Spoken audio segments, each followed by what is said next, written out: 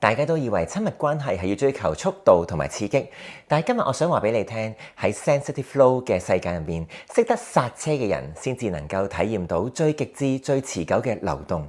只要7分鐘，我帶你重新設定大腦嘅控射回路。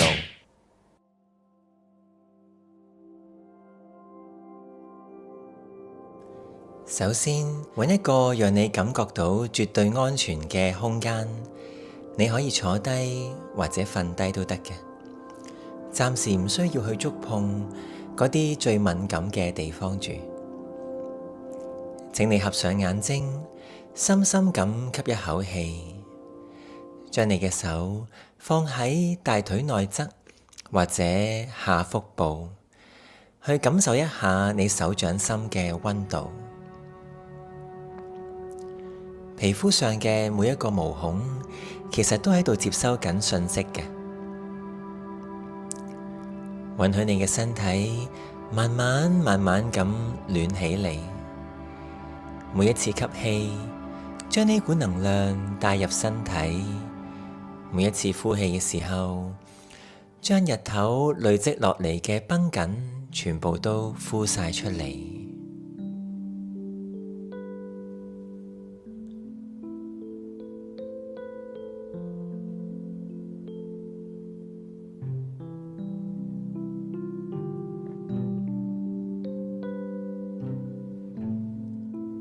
而家開始用你最慢、最輕柔嘅速度，嘗試去撫摸、去探索一下自己。請你將移動嘅速度調慢，慢到你可以數得出皮膚摩擦嘅頻率係點樣嘅。去感覺邊一度敏感啲呢？邊一度嘅敏感度係最高嘅呢？唔使着急嘅。喺我哋嘅世界裏面，慢先至係一切流動嘅關鍵。當你放慢咗，大腦嘅防禦機制就會卸下。你會發現，原來微小嘅刺激就能帶俾你咁深層嘅愉悅。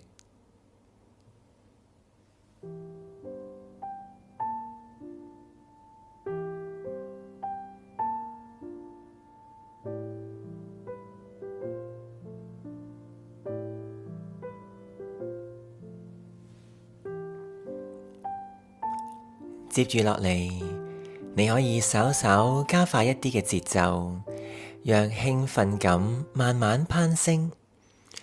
呢個時候，請你繼續保持敏銳嘅覺察，留意你嘅呼吸係唔係變得急促咗嘅？臀部或者骨盆底嘅肌肉有冇開始繃緊呢？呢啲都係代表你正喺度接近嗰個不可逆轉嘅頂峰，注唔注意到啊？非常好，就喺呢個就快越界嘅呢一刻，請你立刻完全停低落嚟。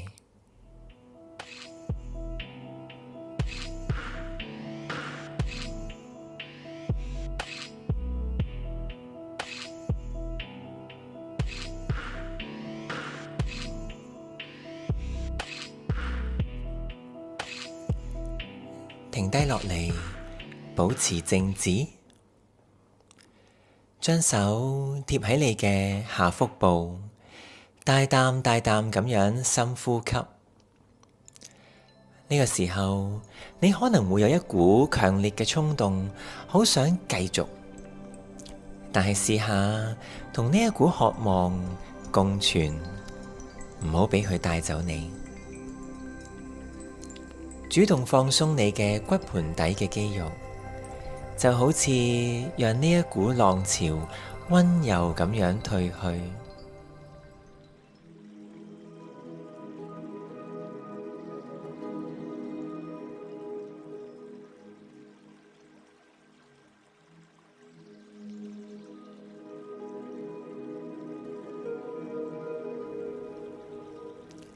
當你學識喺高度興奮嘅時候，仍然能夠讓神經系統保持冷靜，你就已經喺度重新設定你大腦嘅控制回路啦。呢個就係延長親密時間、改善焦慮最核心嘅秘密。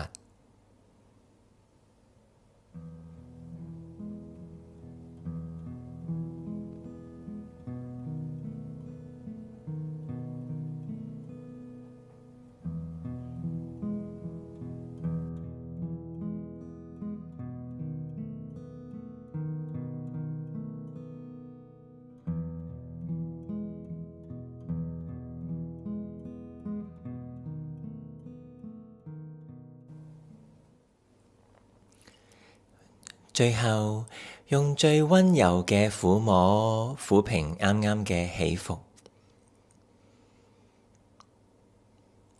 今日我哋唔一定要追求射精或者宣洩，而係將呢股生命嘅能量好好咁保留喺身體裏邊。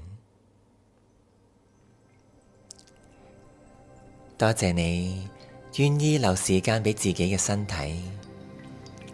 如果你想探索更多高敏感體質，點樣透過身體覺察同埋正念，活出更流動、更有力量嘅自己，歡迎你繼續追蹤 Sensitive Flow， 讓我哋喺每一次嘅呼吸同埋流動當中，揾返最舒適嘅自己。我哋下次見啦！